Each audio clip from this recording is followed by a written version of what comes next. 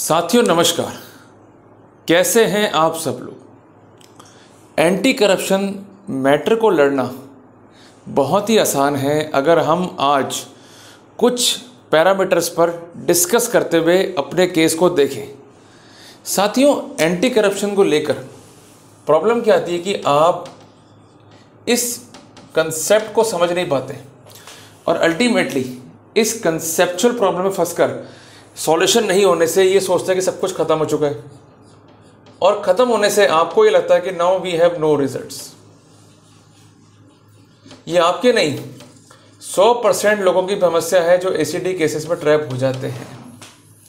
अब प्राइमरी की ये कि हमें करना क्या है, किस तरह से हमें वर्कआउट करना है ताकि हमें आसानी से ये समझ में आए कि एसीडी मैटर्स को हम कैसे वर्कआउट करते हुए ख़त्म कर सकते हैं।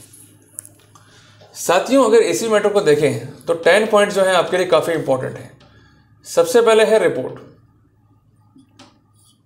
दूसरा है एफआईआर,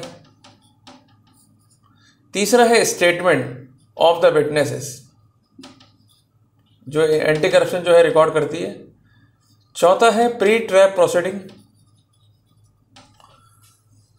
पांचवा है ट्रैप प्रोसीडिंग जिसको हम कहेंगे पोस्ट ट्रैप प्रोसीडिंग, फिर इसमें आता है रिकवरी ऑफ नोट, फिर इसमें आता है सैंक्शन, 8 नंबर पे आता है इन्वेस्टिगेशन, और जो एलिमेंट्री 2 पार्ट रह गए हैं जो इन दोनों को जोड़ते हैं उसमें एक तो है एफएसएल और दूसरा है चार्जशीट। अगर आपने इन पैरामीटर्स पे वर्कआउट कर लिया तो डेफिनेटली अपन एसीबी केस को जो है इजीली जीत सकते हैं। प्रॉब्लम क्या होती है कि हमें ना तो रिपोर्ट समझ में आती है, ना ही एफआईआर समझ में आती है, ना ही हमें स्टेटमेंट समझ में आते हैं, ना ही हमें एफएसएल समझ में आती है, ना ही हमें pre trap post trap verification proceeding में अंतर मालूम होता है। तो जिसका परिणाम क्या होता है कि आप केस को लड़ तो रहे हो but how to win the case, ये फॉर्मूला अभी तक आपके हाथ में नहीं लगा है। तो आज हम एक बेसिक आइडिया जो है आपको दे रहे हैं और आगे आने वाले वीडियो में इन पार्ट्स को मैं खुलकर जो है और एक्सप्लेन करूंगा और ये भी आपको बताऊंगा कि किस तरह से एसीबी मैटर्स के अंदर आपको जेरे करनी होती है, वो प्रश्न जो आपको पूछने होते हैं, खासकर वो जो आपके केस में एक अच्छा इम्पैक्ट डाल सकते हैं और आपको जीत की तरफ आगे बढ़ा सकते हैं। साथियों, एक छोटी सी बात समझ लें, जैसे एक ह्यूमन बॉडी है तो उसका एक स्ट्रक्चर है। स्ट्रक्चर क्या है कि अपर पार्ट है, मिडिल पार्ट है, लोअर पार्ट है। तो कुल मिला के इस स्ट्रक्चर के आधार पर हम आइडेंटिफाइड कर सकते हैं कि हमें किस पार्ट पर जो है ऑपरेशन करना है if we are a doctor. Alike the same, उसी तरीके से अगर हमने ये 10 पार्ट को समझ लिया जो एसीबी केस के हैं तो हम इजीली इनको जो है ऑपरेट कर सकते हैं। देखो, एसीबी का बेसिक प्रोटोकॉल क्या, जब वो कार्रवाई करती है सबसे पहले एसीबी को एक रिपोर्ट दी जाएगी। ये एक बेसिक प्रोटोकॉल है, ठीक है जी। उस रिपोर्ट पर होगा वेरिफिकेशन प्रोसीडिंग जो कि यूजुअली एंटी करप्शन नहीं करती है। इसके बाद का जो स्टेज है वो है प्री ट्रैप, कि जहां पर एक रिकॉर्डर जो है दिया जाएगा और ये कहा जाएगा कि आप जाइए अक्यूज की से जो है बातचीत कीजिए और उसकी वॉइस को जो है रिकॉर्ड कीजिए और उसके आधार पर यह देखा जाएगा कि वास्तव में अक्यूज के द्वारा पैसे मांगे गए हैं या नहीं मांगे गए हैं।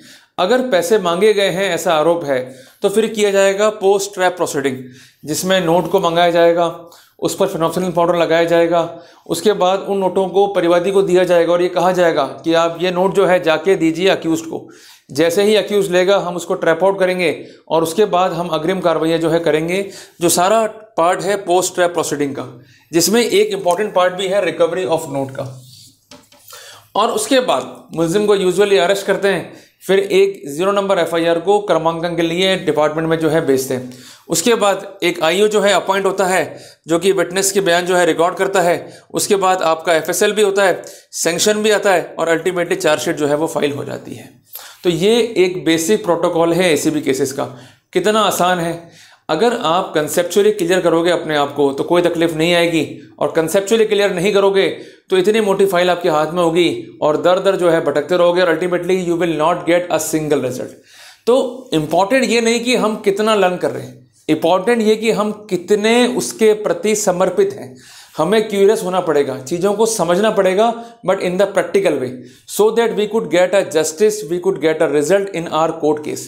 क्योंकि प्रॉब्लम क्या होती है कि आपको फाइल पकड़ा दी, अब आपको बोलेंगे क्या कि अरे जी मैटर बड़ा कॉम्प्लिकेट है, आपको जो है बचने के चांसेस कम है, और अल्टीमेटली आपको जो है डिमोरलाइज हो गए, आपने वहाँ पर लड़ना ही छोड़ दिया।